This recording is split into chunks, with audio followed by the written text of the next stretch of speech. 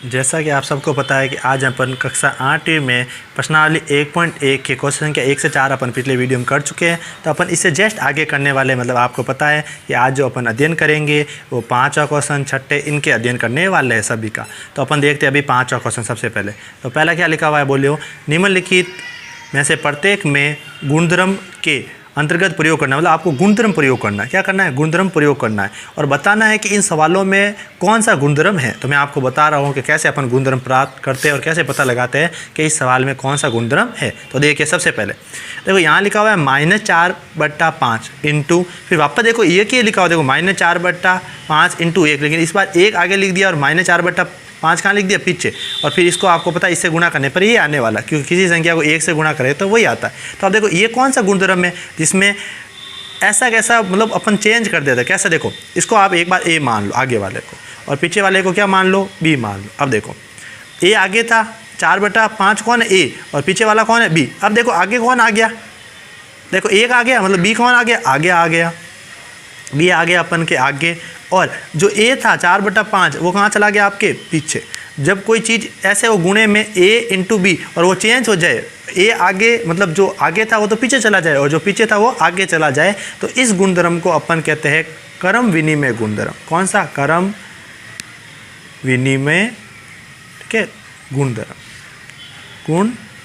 गुणन धर्म कह सकते हैं या गुणधर्म कह सकते हैं अपन, चाहे तो इसको गुणधर्म लिख दो सीधा, गुणधर्म, ठीक है, क्रम विनिमय गुणधर्म कहते हैं। अब देखिए सेकंड वाला, जो इसी का 5वें का जो अपन सेकंड है उसमें देखिए, इस आगे वाले को ए मान लो, पीछे वाले को अपन क्या माना? अभी मैंने बताया बी मान लो। फिर वापस देखिए आगे वाला, देखो ये आगे था ना, देखो जो पीछे था, देखो जो अब कहाँ आ गया? आगे, और जो आगे था वो कहाँ चला गया? पीछे। तो यही तो देखो 13/7 जो आगे था वो यहाँ पीछे चला गया और जो पीछे था वो आगे आगे। देखो ए इंटू बी हो गया क्या? बी इंटू ए, उल्टा हो गया, आगे था वो पीछे चला गया। तो वो कौन सा गुणधर्म है? अभी मैंने बताया क्रम विनिमय। तो इसमें भी आपका हो गया क्रम विनिमय गुणधर्म।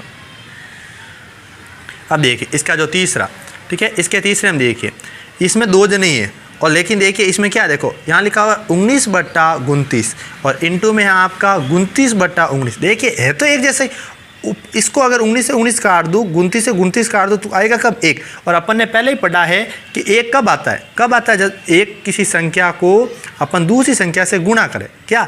एक संख्या को अगर अपन दूसरी संख्या से गुणा करें और जब अपन को 1 प्राप्त हो जाए, मतलब इसको अपन ऐसा लिखते हैं, अगर x को मैं 1/x से गुणा कर दूँ, x मतलब इसको x मान लिया मैंने, और 1/x को मैं अगर इसको उल्टा कर दिया मतलब 1/x से अगर मैं गुणा कर दूँ, तो आपको पता है x से x कटेगा, आएगा कितना? 1।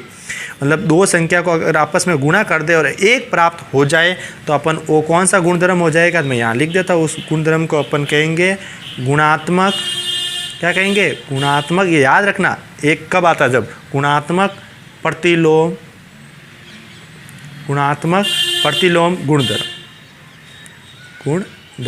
तो देखिए जब 2 संख्या को अपन आपस में गुणा करते हैं और आपस में गुणा करने पर अगर अपन को 1 आ जाए तो उस समय अपन कौन सा गुणधर्म लगाते हैं? गुणात्मक प्रतिलोम गुणधर्म। अब देखिए क्वेश्चन संख्या 6 क्या कह रहा है? 5 एकदम सरल था, गुणधर्म बताने थे। अब देखिए क्वेश्चन संख्या 6 क्या कह रहा है? क्वेश्चन संख्या 6 कह रहा है कि अगर लिखा हुआ है 6/13, क्या लिखा हुआ है? 6/13 को 7/16 के व्युत्क्रम से गुणा कीजिए। व्युत्क्रम का मतलब होता है ये जो लिखा हुआ है 7/16, इसको उल्टा करना। व्युत्क्रम मतलब इसको क्या करना है? आपको उल्टा करके क्या करना है? गुणा। तो 16 कहाँ है? अभी नीचे। व्युत्क्रम करना मतलब उल्टा करना मतलब 16 को लिखो ऊपर और 7 को कहाँ लिख दो आप? नीचे। अब आपस में इसको दोनों को अपन क्या करेंगे? गुणा करेंगे। तो आप सबको पता है कि मैं 6 को जब 16 से गुणा करूँगा तब मेरे कितना आएंगे? 96। क्या आएंगे? 96। और 7 को मैं जब 13 से गुणा करूंगा क्या आएंगे? 91, यानी 91 आएंगे। 6 को 16 से गुणा किया 96 आया, और 7 को 13 से गुणा किया 91 आया। अरे माइनस का चिन्ह कहाँ लगे? ऊपर नीचे। ऐसे कोई टेंशन हो ना तो हमेशा इसको बीच में लगा दो। ऊपर नीचे अगर कहाँ है, इधर लगेगा, बीच में लगा दो। ऊपर लगाओ भले नीचे लगाओ या बीच में लगाओ, कोई अंतर नहीं होता है। माइनस चिन्ह अपन कहीं पर भी लगा सकते हैं। अब अपन ने 6ठा कर दिया। अब देखिए क्वेश्चन संख्या 7वां क्या कह रहा है? बताइए कि कौन से गुणधर्म, इसमें भी गुणधर्म बताना है। ये सवाल लिखा हुआ है, को का मतलब यहाँ बराबर है और इसमें अपन को बताना है गुणधर्म। तो देखिए इसको मैंने ए मान लिया आगे वाले को, फिर इंटू, फिर दूसरे को मैंने बी मान लिया, फिर वापस इंटू, और तीसरे को मैंने सी मान लिया। देखो ए माना आगे वाले को, फिर इसको बी और इसको सी, फिर इसको की जगह अपन लिख देंगे बराबर गुणधर्म के लिए। फिर वापस देखो, अभी देखो जो 1/3 को अपन ए माना तो ए अंदर हो गया, इंटू 6 को अपन ने क्या माना? देखो बी माना तो ये बी हो गया। फिर इंटू में क्या है देखो 4/3 जिसको अपन ने सी माना, देखो ए सी, देखो ए इंटू बी इंटू सी, और फिर हो गया ए इंटू बी सी है। तो देखो ए बी सी लिखा, लेकिन देखो अभी यहाँ ए क्या है कोष्टक के बाहर था और सी कोष्टक के अंदर था, लेकिन यहाँ पर क्या हो गया ए तो आ गया आपके कोष्टक के अंदर, मतलब ए भी कोष्टक के अंदर आ गया और सी क्या हो गया बाहर चला गया।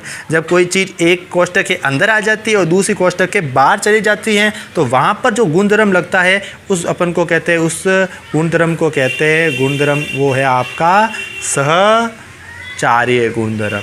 कौन सा गुणधर्म है वो आपका सहचार्य गुणधर्म, ये याद रखना है आपको। उस गुणधर्म को अपन कहते हैं सहचार्य गुणधर्म या अपन कह सकते हैं सहचार्य नियम, ध्यान रखना। इसको अपन गुणधर्म भी कह सकते हैं और सहचार्य नियम। सहचार्य नियम के अंतर्गत क्या होता है कि ए जो अंदर था वो अपन के जो बाहर था वो तो ए अंदर आ गया और जो सी बाहर था वो अंदर मतलब बाहर चला गया एक तरीके से। देखो ए इंटू बी इंटू सी और ए इंटू बी इंटू सी, लेकिन यहाँ पर ए कहाँ था कोष्टक के बाहर था और यहाँ कोष्टक के अंदर आ गया। मतलब देखो ऐसा लिखा ना 1/3, ठीक है, समझ में आ गया। देखो 1/3 बाहर था, 1/3 कोष्टक के अंदर आ गया और 4/3 जो कोष्टक के अंदर था वो बाहर चला गया। तो ऐसे समय में जो गुणधर्म लगता है, जो नियम लगता है वो कौन सा लगता है आपका सहचार्य नियम लगता है।